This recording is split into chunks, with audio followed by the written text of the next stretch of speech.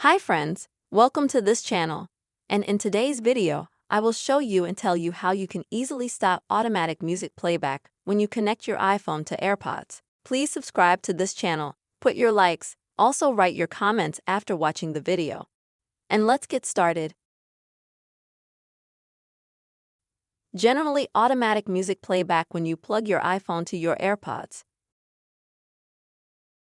This is very convenient because you don't need to additionally look for something in the settings, connect, and so on. But if you don't really like this feature, then it's very easy to distinguish it. To do this, go to your phone's settings. Scroll down a little bit, find the basic section. And here you can easily hear this AirPlay item.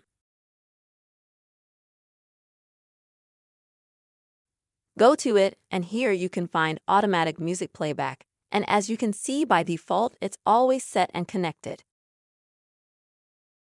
And in order to disable it, just click on this button opposite it.